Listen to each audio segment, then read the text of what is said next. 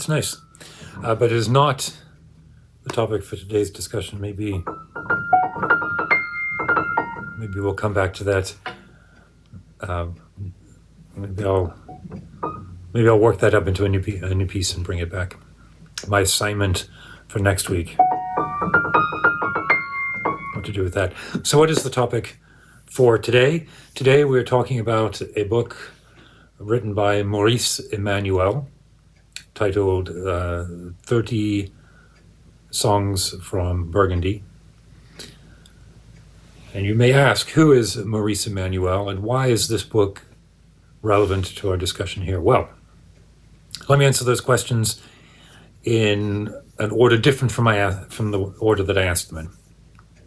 The book is important because it represents a study of modes as applied to the folk songs of a region in France, Burgundy.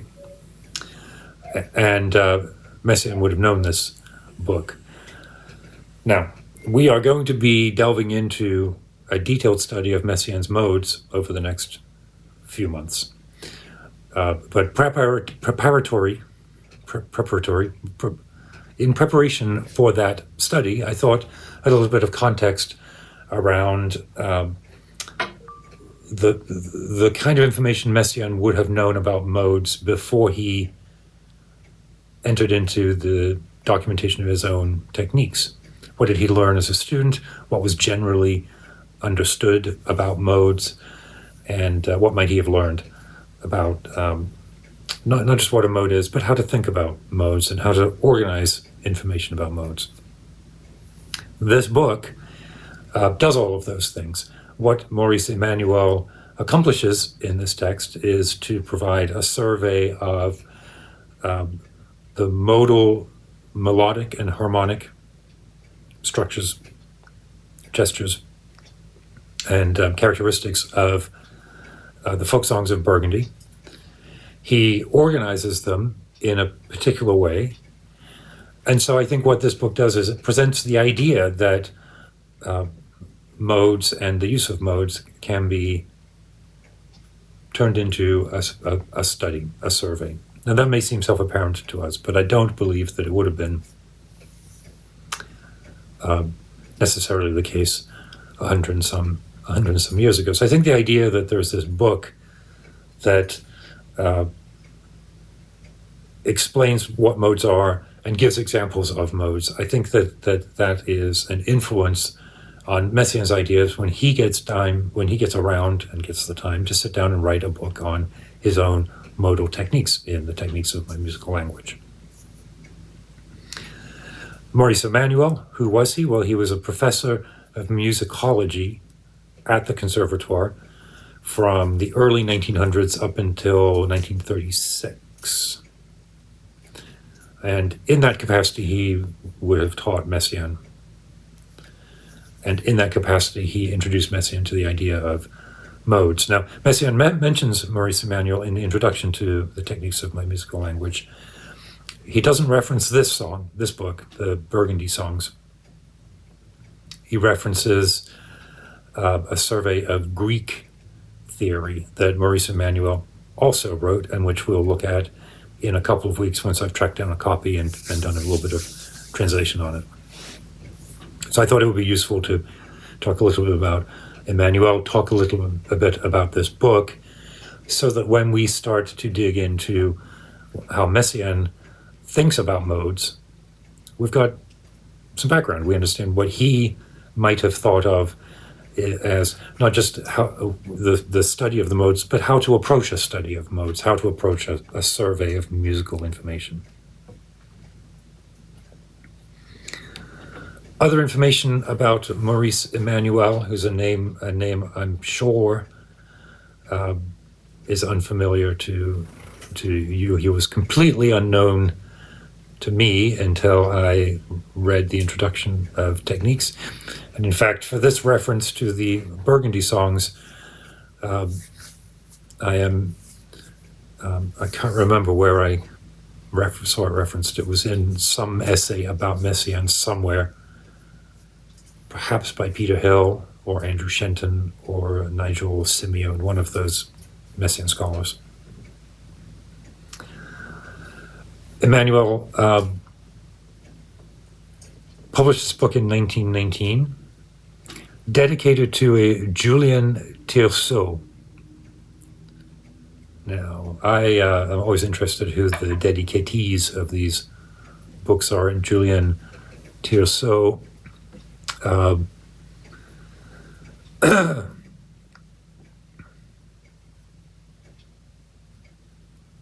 I'm reading my notes. Julien Tirceau was president of the French Association of Musicologists from 1920 to 1923, and again in 1927. So an eminent musicologist and colleague of Maurice Emmanuel. And here I also have a note that Arthur Honegger wrote a symphonic poem that he based on themes that he found in Julien Tirceau's study, Notes Concerning Musical Ethnography, and they are Iroquois themes. So it might be interesting to look at Julien Tirceau and his work, were this a study of French musical history and ethnographic surveys, which it is not. So the book is dedicated to Professor Tirceau,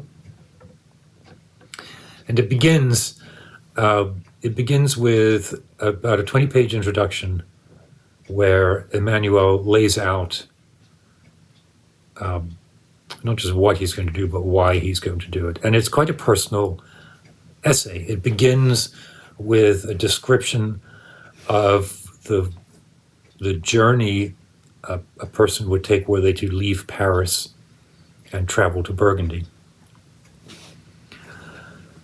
In that, which is an interesting way of beginning a survey, right? An academic survey with this quite personal memory of the landscape. I wonder why he's doing that. I'm sure he's doing it for a couple of reasons. First, he is from Burgundy, and the impetus for his study is his connection from childhood to this music and his desire that the music and the songs that he remembers and that form his personal tradition are remembered, that they are collected and that they are remembered. And in that regard, he's very similar to some of the other composer collectors that tootled around England. And I'm thinking of George Butterworth. I'm thinking of Cecil Sharp, Vaughan Williams. You know, there's sort of an equivalent movement, an equivalent movement across Europe before the First World War, collecting and documenting folk music, folk songs, and then in some cases turning them into orchestral pieces, art songs, performance outside of the initial village context. George Butterworth, who died in World War One. I'm trying to remember if I actually put this video up, but I have in my mind to do a video about George Butterworth. There was a trench named after him in Flanders, wherever it was, the Butterworth Trench. He led part of the Durham infantry, and I believe the Butterworth Trench is where he died. So there's this sort of zeitgeist of compositional and cultural interest in the study of folk traditions, and not folk traditions that are distant and exotic. They are the folk traditions that are adjacent to the contemporary lives of these academics and students and professors lived or were born into. and a recognition that those traditions were fading for any number of reasons, but broadly speaking, because everyone was either moving into a city to work in a factory, or they were getting killed in imperial endeavors across the globe. So the impetus, the drive to document and record these songs. So the book begins with a description of the drive, not the drive in 1910. He would not have been zipping along in a Subaru Outback. He would have been in a horse and buggy. I don't know. Maybe he walked. Makes a point of saying that you would pass the legendary site of the castle of Vercingetorix.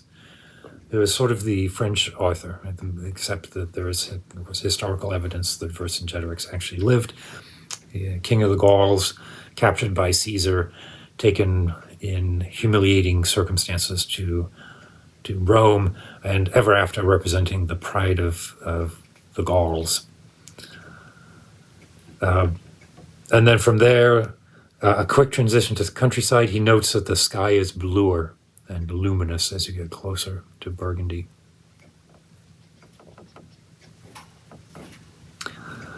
So it's important to remember, and it's easy to get wrapped up in the language that we use about Messiaen and the modes, is that he didn't create these modes. He used them, and he focused on specific characteristics of specific types of modes.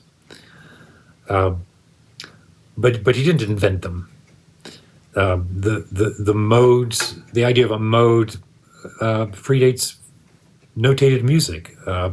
Church chant is entirely based on modes, and these are the modes that Maurice Emmanuel is mostly interested in. In the introduction, he points out that him and his colleagues and his peers are adept at working within two modes, the major and minor scales, and that the majority of our classical training is focused on those two essentially interchangeable diatonic modes.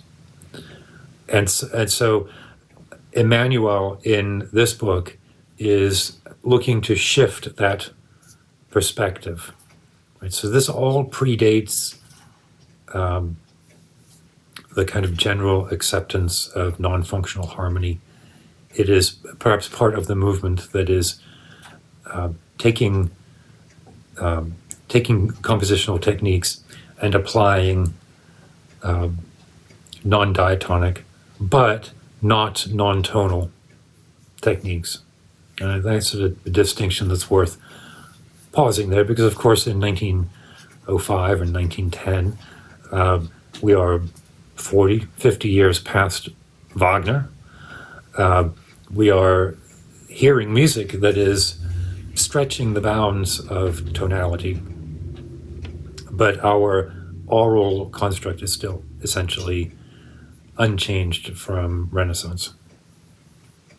And this is an effort to re-establish the church modes as a mainstream compositional and analytical framework. And he's doing that in part by focusing on folk music that never left that tradition.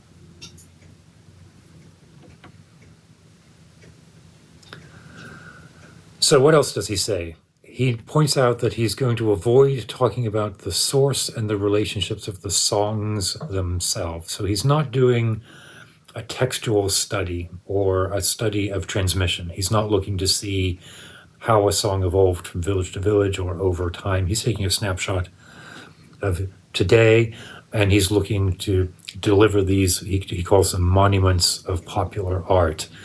But the interactions and the process by which we have arrived at today's state is not the survey that he's looking to do today. I think he clearly recognizes that that is a survey that could be done, but it is not what he is looking to do. He says he is looking to capture l'esprit Burgundian, the Burgundian spirit, which also is something that these composer collectors spoke about, regardless of where they were looking. When Butterworth captured the tunes of Morris dance, he recognized that here was an energy and a spirit that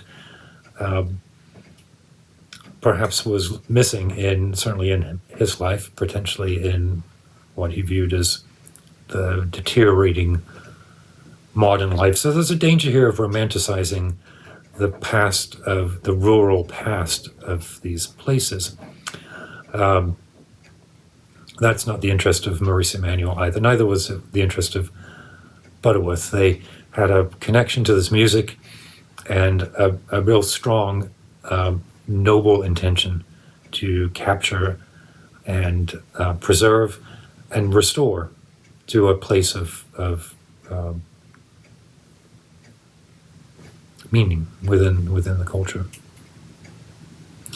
What is this Burgundian spirit? Here's the words he used: robust et franche, grossier parfois, mais éloigné de tout sous-entendu, tout sous-entendu, removed from all innuendo.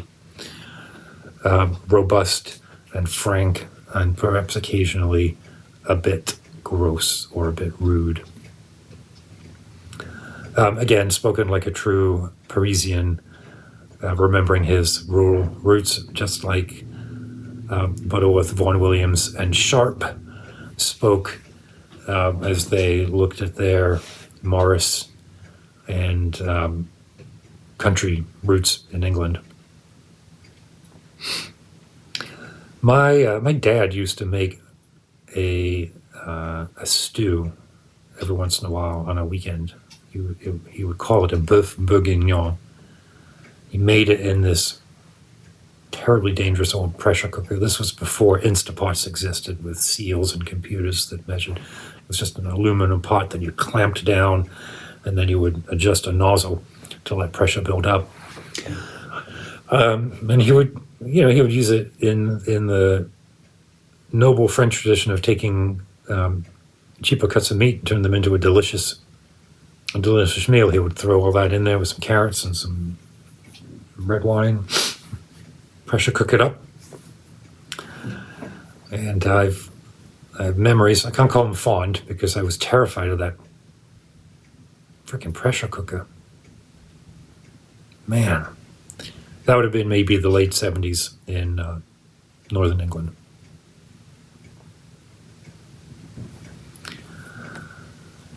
So then let me set aside that memory and return to my notes here on Maurice Emmanuel. Today, he says, today meaning in the early 1900s, late 1800s, they use the ancient échelle modale, the ancient modal scales, which is a great French term to learn as I'm trying to learn French to apply in my own studies. Échelle, scales, modal. And what Emmanuel says, what I hearkened to earlier, is that we acquire habits of listening. And those habits of listening are shaped by our appreciation of the major and the minor scales.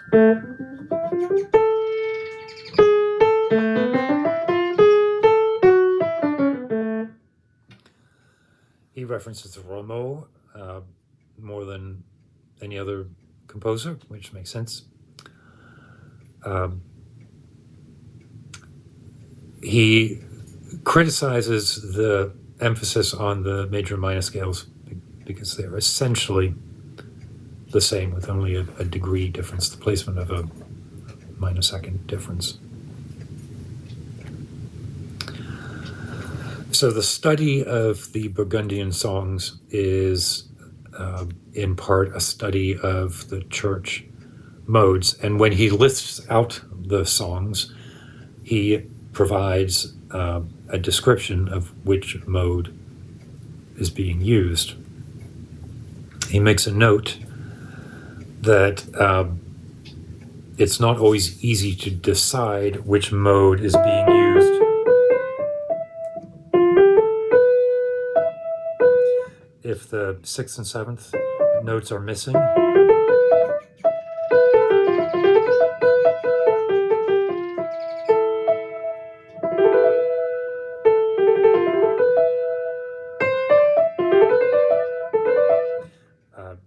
it could be any number of modes. But once you add in now you have the characteristic placement of the half step.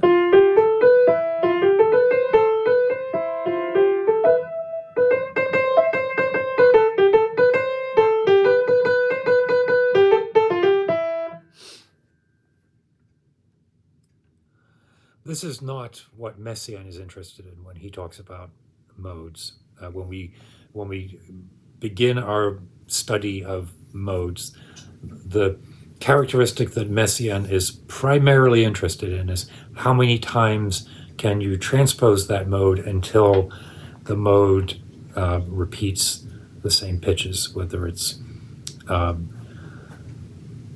once, twice, thrice. He tends to avoid the modes that can be transposed more than 3 times. He's not interested in that. He was interested in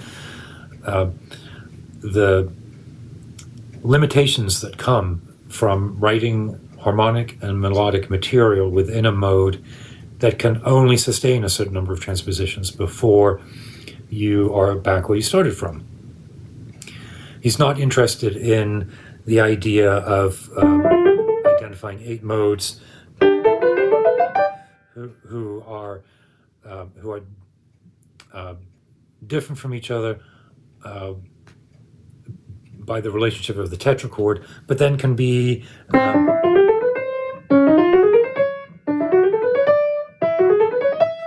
they can be transposed, 8, 12 times.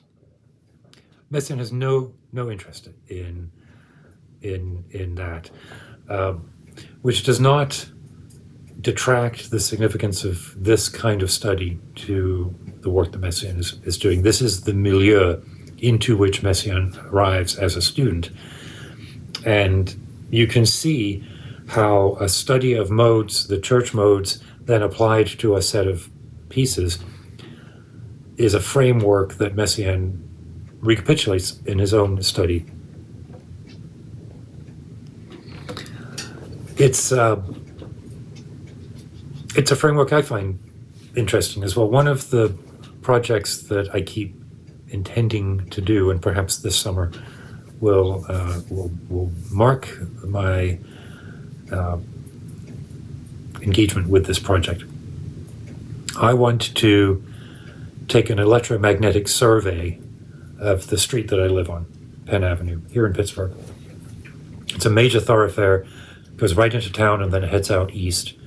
And for most of the history of the city, it has been the main artery into and out of Pittsburgh.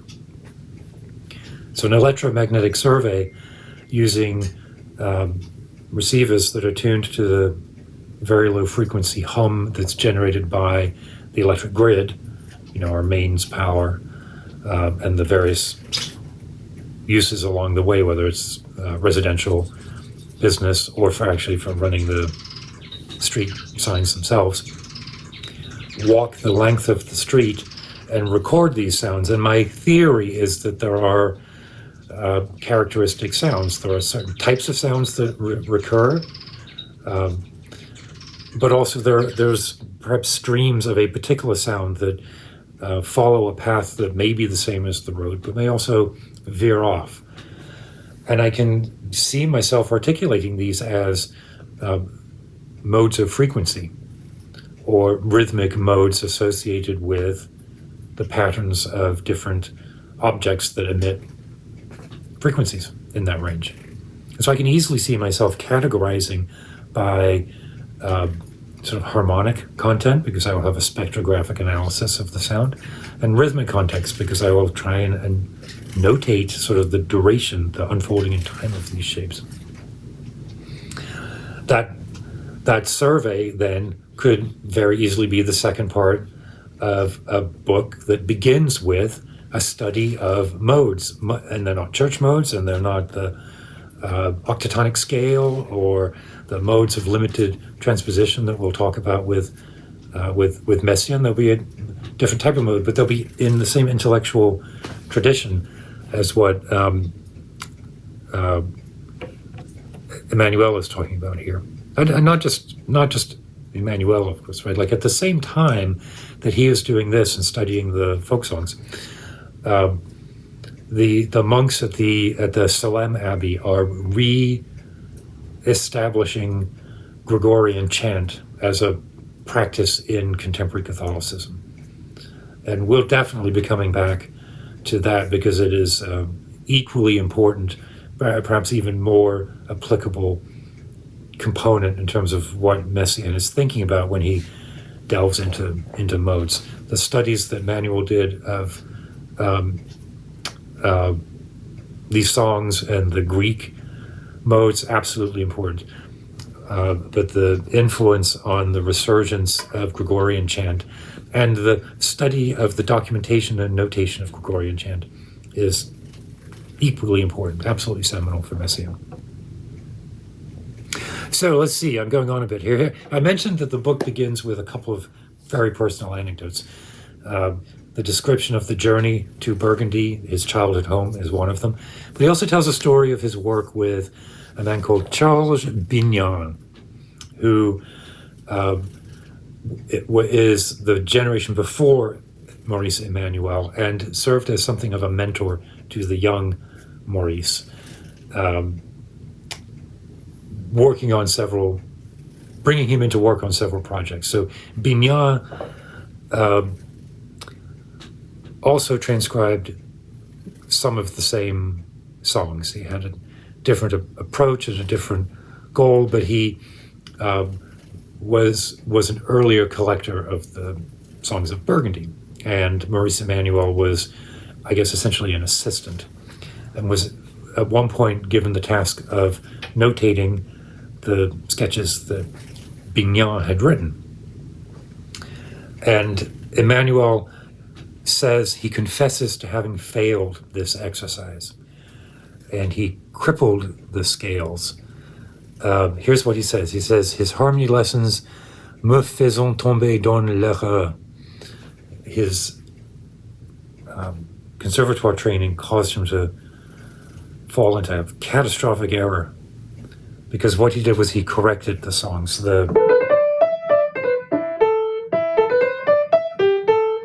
notated as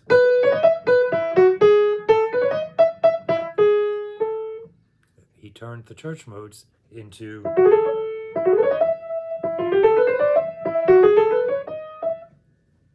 the major scale.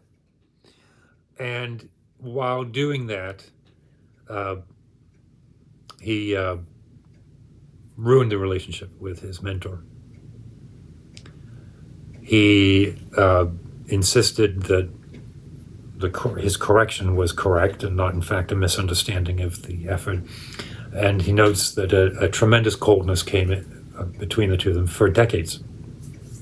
So there's a note that he writes to his friend in the beginning of this book where he recognizes the errors that he had made, and it's actually quite a moving note that he includes. Now, Bignan had died before the book was published, but not before Emmanuel had done the work that goes into it.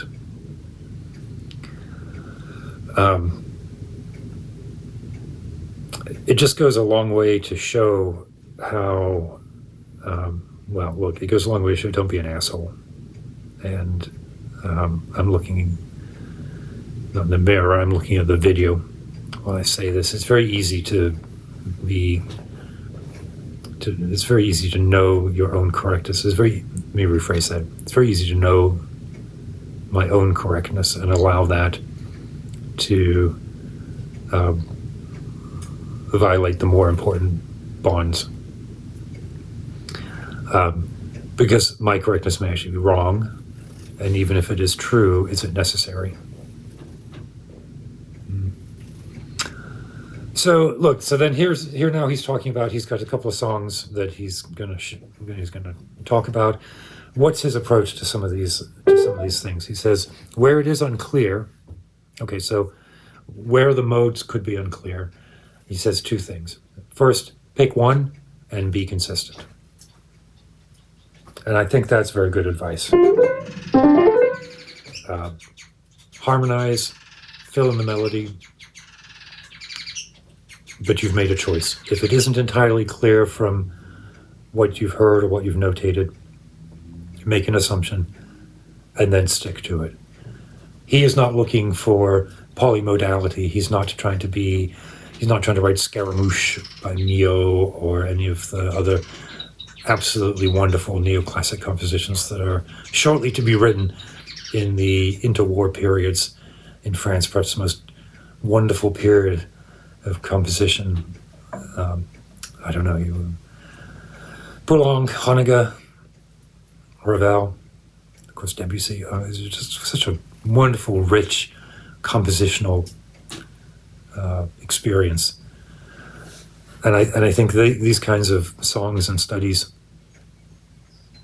were a driving force behind that. So make a choice and stick to it. And then also, don't have a perfect cadence.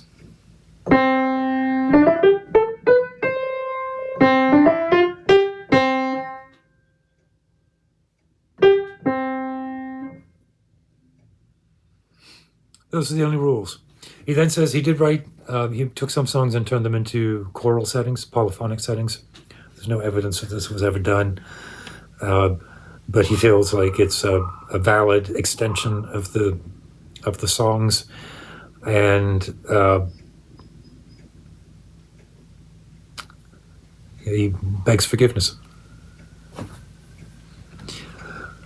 Then there's a section on rhythms and formal repetitions. So again, you can see how this is very similar to how Messiaen has structured his techniques.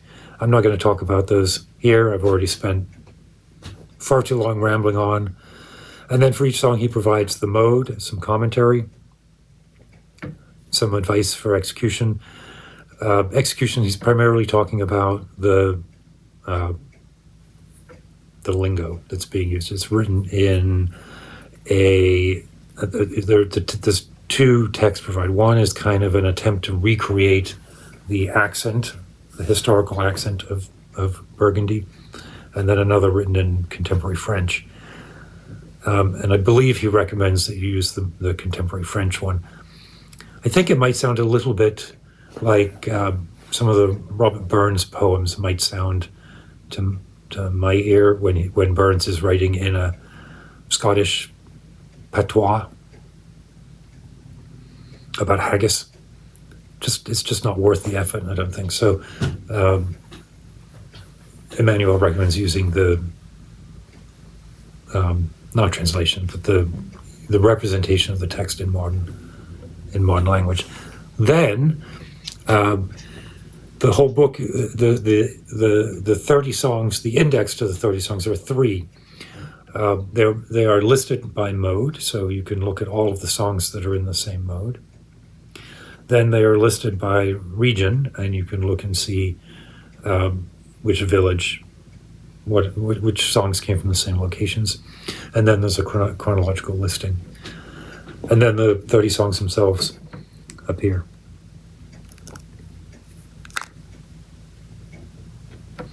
My notes here on what did Messiaen get out of this, I've already really kind of gone over. The idea of approaching his techniques as a structure. Equally, he's inspired. Have we talked about the Vincent Dandy treatise on harmony? It's absolutely identical to Messiaen's techniques, except that Dandy is talking about Rameau. The church modes are arrangement of the tetrachord. Messiaen's modes are the whole tone, the octatonic scale, and other arrangements of not necessarily the tetrachord, but repeated groups of whole and half step. Again, based mostly on how many times you can transpose that same mode before you end up with enharmonic equivalence. One thing to look forward to, the Russian composer Galina Ustvolskaya, who I've mentioned a couple of times, but we're going to spend some time with her in one of these modal discussions, because she writes music that is based on modes, a bit more idiosyncratic, but modes nonetheless. She, when she transposes her music, does not consider enharmonic equivalence. And so there's sections in her music, piano music, where you'll have triple flats. And I believe, having talked to my teacher a little bit about this, this isn't just it's not just perversity. I thought at first it might be because she wanted to maintain a more visual view of the melody, even if the actual note that was being played was different. But what my teacher mentioned, was that, she's transposing modes, and if you transpose a mode up enough steps, you get to an enharmonic equivalent, which Messiaen does not take into account. But to Ustvolskaya, a B triple flat is not the same as an A flat. So that's a lot of things to look forward to, but it ends here. I think the Messiaen's modes were not, he did not create these modes. In fact, the first one, the whole tone scale, he recognized he's not going to use it because Debussy has written in his mind, in Messiaen's mind, everything that's any good to be written in the whole tone scale. That's not it. Of course, that's not true. We could write great music in the whole tone scale, even aujourd'hui, even maintenant. Stravinsky used the octatonic scale, which is the alternation of whole and half step. We're going to get into all of that. So, as always, my great appreciation for those of you who stick with me through these rambling discussions. I hope they're helpful. When I hear from you directly, either through email or in the comments, it is wonderful to think that there are some of you out there who are getting a lot out of this. This is really a means for me to study music that I adore and that is personally inspirational to me. If you have any questions, drop them in the comments, drop me an email, and then of course do the likey, subscribey stuff and share this. I'm trying to get my audience up, and I think there's two ways to do that. One is to maybe think about the content, although I love these rambling disquisitions. And then the second is to do them more often. I think that's probably key. So let me know. Give me some feedback. If you have questions or suggestions on topics, I'll be happy to dig into them with you along the way. So with that, keep your wits about you, my friends.